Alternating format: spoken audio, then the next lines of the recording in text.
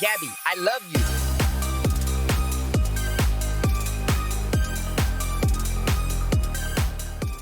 This is Hunter Law from Arnaville, Louisiana. He is the Pro Wrestling 225 Movement Champion. Oh my god, bars! So at the start of this video that I did not record, I don't know why, I guess I forgot to hit the button. Ain't no guess, that's what happened. He talked about how the first wrestling school that he was at, he felt that he wasn't really progressing. It's not really what he expected. So yeah, so now enjoy the video and yeah, have fun. Oh my god. Then I went to WrestleMania 30. And WrestleMania 30, Bryan Danielson won the world title in the main event of WrestleMania. It was my first WrestleMania I ever went to. And I remember the feeling at that moment when he won the title, how overjoyed and overcome with emotion that I was. I was like, this was everything that I've ever wanted to do. It was like it made up my mind right there. So from that point on, I did my research. I was like, I want to do this. This is my dream. This is everything to me. So I packed up all my stuff and I moved to Tampa, Florida to train with Jay Lethal. And I actually moved there without knowing a single person, without ever being there before. And I didn't even have a place to stay. I just said, this is where I'm going and this is it.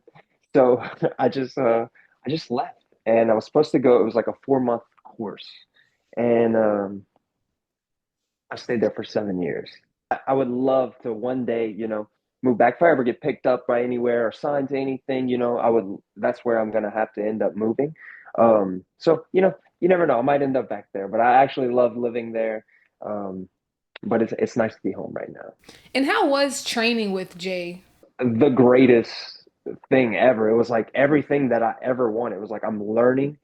He's taking the time to teach me and fix the things that I'm doing wrong. He's taking time to like really dropped knowledge on me, and it was everything that I wanted it to be. I remember I would get there early all the time, and sometimes it would just be me and him in there for like 30, 45 minutes or so.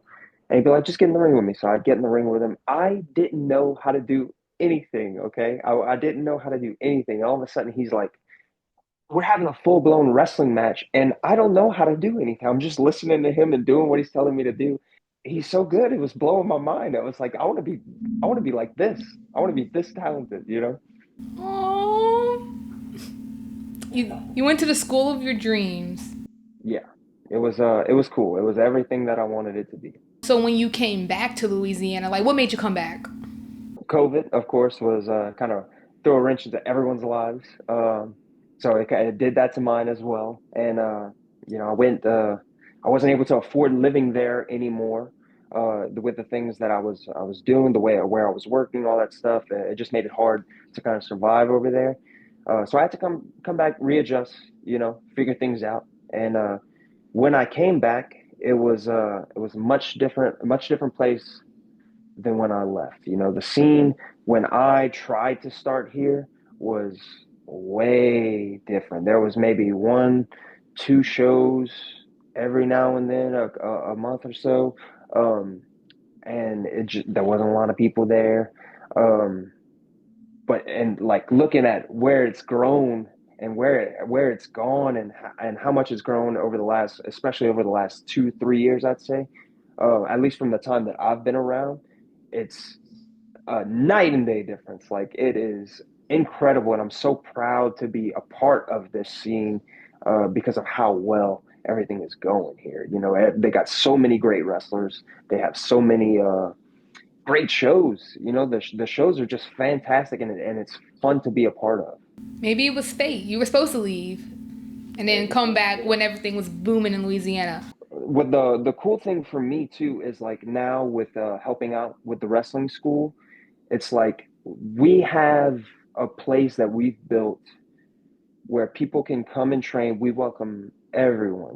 If you have experience, we want you to come help out. We want your input. We want all that stuff. And the young wrestlers, like looking around the locker room these days, it's like there's a bunch of people that I had a hand in helping train along the way, and it's every locker room around here. There's someone that we've helped cultivate and help teach. So that's what's cool to me is to be able to. I had to go away to get what I needed, and then now we're bringing it here, and it's grown so much. It's so rewarding, and it's really fun. Growing up, my all-time favorite wrestler is Shawn Michaels. If it's not easy to see. Shawn Michaels is my all-time favorite wrestler. I still think he's the greatest wrestler of all time. I will still go back and watch his matches, even though I have them memorized in my brain because I've seen them 1,000 times. To me, that's my biggest inspiration. But as I progressed in watching wrestling over the years. Edge became another one of my all-time favorites. I think the rated R superstar is the greatest heel character, at least for me, and I take a lot of inspiration from. Um, I remember growing up going to independent shows when I was a kid, and AJ Styles was wrestling on the show, ripping it up, having these crazy matches that I'll never forget. That inspired me to do what I'm doing today, like and just going all out, giving everything that he had on a random Saturday night in Lafayette, Louisiana. With no cameras, no nothing, just giving it everything he's got for the crowd. And then I would say, Brian Danielson. The males that I've interviewed, Daniel Bryan keeps coming up. What is it about him that y'all like? I think, especially now, like, and I don't know if you've interviewed a lot of like larger guys, but we're not giant humans, and neither is he. And the fact that he can go in there with someone like, Brock Lesnar and have a great match. He can go in there with Rey Mysterio and have a great match. He was able to wrestle anyone. So I think, especially like for my generation and my style of wrestling, especially like technical wrestling, um, I think he's so good. He's like the greatest. He's like the greatest wrestler I think one of that has ever been next to Shawn Michaels. And that's who trained him. How crazy is that? Dream match, who would it be? Okay, so well, I think all four of those that I just named would probably be my dream match. Shawn Michaels, of course, even though it's not possible at this moment. Unless something crazy happens. You could pull a Ric Flair, You never know. AJ Styles is one that is at least a realistic or sort of a realistic option at this point. I would love to get in there with him, and I think I would learn so much in there. I also would love to wrestle someone like Randy Orton. I think Randy Orton is so good. Different answers than everybody else. I just love that's my favorite question to ask y'all. Just to see y'all's reasoning behind why do you Oh like yeah. this person? Like what is it about this person? The more I think about it too, I can tell you like 25 different answers. There's so many to choose from. But I'll throw those out there and keep it. Awesome, awesome. So I wanted to get into like your look. You give very much 90s rocker. Tell us the inspiration behind that. I know you listen and you like that kind of music, so like, but they don't know that. So you get into it. Well, I mean, that's like I've been obsessed with rock and roll my whole life. It was two things that I wanted to do. I wanted to be a wrestler and I wanted to be a rock star. So hey, let's combine the two and see what we can do. I played guitar since I was 12 years old. Um, and then I've been wrestling for the last 10 years. So it took a while for me to kind of figure out how I wanted to present myself as a professional wrestler. I always wanted to be the rock star character, and I had the long hair the entire time I've been wrestling, all that stuff, but it was like, it just I wasn't doing it. And then, all of a sudden I'm like, one day I had an epiphany. It's like, it's not, you don't want to play rock star. You want to be a rock star, that's what you want to be. So just be it. It's not how you look. There's many rock stars look many different ways, it's just, I think it's an attitude. And I think once I figured out the attitude, it was like, okay, that's what it is, Um, so I really don't. It's just the way I dress, really, in my everyday life. It's just who I am. I'm just trying to turn it up all the way. He's like, I'm already a rock star, so it's not. I'm not really acting. Well, I wouldn't say that, but it's just the way it's me trying to turn myself up all the way. Okay, so let's get into music, favorite bands, the whole nine yards. Let's see. Um, Van Halen, huge inspiration for me. I think Eddie Van Halen's the greatest guitar player ever. Um, I that to me is always like a go-to. Pretty much all the classics. Motley Crue, of course. Now I'm on the spot. There's so many, and then you got different eras. Like so, then you go into like the grunge era. I love Soundgarden. Soundgarden is one of my favorite bands of all time. Um, and then he's one of my favorite singers, Chris Cornell. So then I just follow him wherever he went. So then he went to Audio Slave, and that was one of my favorite bands. Alice in Chains. I love Alice in Chains. Um, Pretty much along that vein of things. Every generation, I kind of have a different thing. As long as it rocks, that's pretty much what I'm listening to. Is there any like current bands that are from like this era? I like Highly Suspect. I saw them a couple times recently. I think they're really fun. At least their first album's really good. They kind of tried to change their sound along the way, but they're kind of going back to what got them to the dance. So they're one of my favorite like new bands, I think. BRE, Big Ramp Enterprises. He's like, yeah. Yes. How did you get into that group? Big Ramp has been a manager for the last 10, I think 12 maybe years in Louisiana, and he's managed almost everyone. But he and I never really worked together. And I would see him at shows, I'd say, "What's up?" And that's pretty much how it went. And when the idea presented itself to me, like, we want you in Big Ramp Enterprises, I think and then I was like, okay, yeah, that's cool. I pretty much go with the flow with pretty much everything. I try to make the most out of every situation. And then the more I thought about it, Ramp, I don't know if you know this, Ramp is a music icon, especially in New Orleans. Ramp has done a lot of things, has worked with a lot of people, a lot of talented people, a lot of legends. So to me, Ramp is a music legend. He's an icon, okay? And then you take a rock star and you put him with a music icon like that, it's destined to work. And the cool thing about it is like Ramp Ramp is him. I don't try to tell Ramp what to do. I'm me. Ramp doesn't try to tell me what to do. And I would never try to stop him from being him, and he would never stop me from being me. And all of a sudden it works. And one day I was at a show and I'm about to make my entrance. Okay. I said, "What's up to Ram?" That's about it. I hadn't even talked to him. And this is pretty much how it goes every show. It's like we don't really talk about what we're going to do. We just go out and do it. And at least when it comes to me and Ram. But I was about to walk through the curtain. My music's playing and he's standing behind me. And I said, "What's up, man?" I said, "You walking out with me?" He said, "Yeah, they didn't tell you." I said, "No." I said, "But okay, come on." And then he walked out with me. And from that point on, it has been on a roll. It's been so much fun. And then you got guys like Purple Haze in there who I was thrown into a tag team with. We won the tag titles on the first time that we ever tagged with each other. And that was someone that I would, just like Ramp, I would say what's up and then go about my business. I probably hadn't even had a full conversation with Perp before we won the tag team championship. So now he's one of my, he's my boy, he's my partner in wrestling. He's my tag team champion partner, and we've done a lot. We have great chemistry. And then you got Gil Gracie, who I've known since I started in Louisiana. He was one of those guys that would come in and try to teach me something every now and then. I would see him every now and then, and he would try to teach me something. And I remember he was like, I was fighting for my life against Gil. I didn't even know what I was doing. And I was just thrown in there with him, and he's taking the time, like, "Hey, do this, do this. This will help you." Bam, bam, bam. He's taking the time to teach me when I didn't even know a headlock from, God knows what. Um, so me and him actually go way back. And then he and I ended up tagging together and had great chemistry.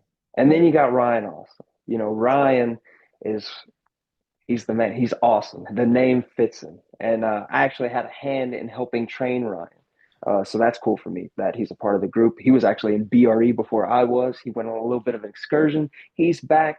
And it's good to be surrounded with a group of guys like I love it. I love it. Oh my god. that. Is this the first team you've been a part of?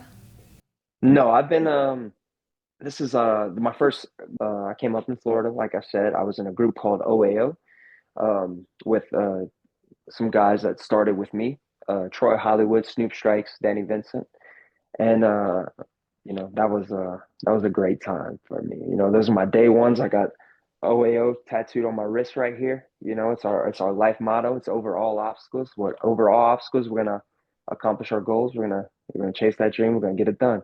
And so it's still my life motto. So that's why I have it on my skin. Those guys, I still talk to them every day. We may no longer work together in that capacity anymore, but we still present ideas to each other. We try to help each other at least progress in this business. Will we ever get a Hunter Law and Big Ramp album? Ooh, it may or may not be in the works right now. We've got the super group going on. There's no super groups in wrestling. We are a super group. We're not a faction. Let's get that straight. You know, and then the album, maybe it's on the way. Maybe we finish the Movers and Shakers World Tour, and then we release the album. Then we go on tour again and just keep making the money. We keep it coming in, and then we go and record another album. It's in the works. Maybe it'll debut sometime soon. Maybe by the end of the year. Who knows? Y'all may could have a concert at 225, one of the shows. Let's perform one song. Do you know how WWE used to have live performances during their shows? I would love to do something like that, but for some reason, Brett Ian Landry has something against me, and I don't know what his problem is, but it's really pissing me off. We know y'all don't like Brett. They're gonna hear our ideas and they're gonna hear our insults and our complaints, whether they want to or not. What would you say like something like? What would you say your role is in BRE? When I look around BRE, I really don't think that there is a designated leader. It's everyone. We all come together for BRE. We come together for the super group. I don't know what exactly my role is. I just know that I do my part to the best of my abilities, just like everyone else in the group. And whatever we need out of the group, hey, that's what we'll do. So let's get into how, now you're training up and comers. So when I was done training, like I was technically the second class of Jay Lethal school, but the first class had just ended and they kind of just threw us together. So they made one big class. So I was technically second class, but really like the first class of that school. And every class after that, I would be there helping out. I would be um, kind of like, to give an example, what Jace was to me. Every time he needed someone to be in the ring to show something or to do something with him, that was me. So whether it was like anytime he showed anything, he'd say, "Hunter, come see." So bam, he would do it with me, had me do it with the students, and then they would do it with each other. So I was learning how to teach wrestling the entire the entirety of me being in this business. I was just listening to him, see how he liked it done, doing it like he wanted it done, and then showing them how he wanted it done. So that without even thinking about it, he was teaching me not only how to wrestle, but how to teach and how to be patient and how to do all these things to help everyone else. Because for me, at least in wrestling, and that's one of the biggest things for me and biggest inspirations for me trying to help teach wrestling, and I like to say help teach wrestling because there's a lot of people that come into the school to help out. It's not just me. Um, but one of the biggest things about helping teach wrestling is that I'm not selfish when it comes to dropping knowledge to people. Some people they just want you to know this much and nothing more, right? But if I give you all the tools and I give you all these things, then the more better wrestlers will be around. The more talented people we have around, the better matches we can have, the better shows we can have. It's just going to help everything all together. So for me, that's one of the biggest things about being a teacher or a trainer or someone that helps. I think for me, the more that we can improve, the better overall everything's going to be, and the better people we have to work with. The so that's just I don't know how else to elaborate on that. But that's to me the best part about it, and especially in my like personal life, I've been a personal trainer for years as well. So I just love teaching people and helping people out, because I remember when I didn't have any help and I didn't have any teachers and I wasn't progressing, So I'm very thankful for everything that I've learned over the years. Common misconceptions that new aspiring wrestlers come in with. So for me, the biggest thing is that people will come in and they think it's easy, right? They look at the guys on TV that they've been watching for years and they're flawless at it. And the good ones make it look easy. There's nothing that we do that is easy. Everything has to be taught, everything has to be learned. It's not like you can just get in there and be the best wrestler in the world. It just doesn't work like that. And a lot of people just come in and they like, oh, I can do this, whatever. This is nothing for me. It's not easy. And the good ones make it look that way. That's crazy. Why would people think that? I wouldn't think that if I came in.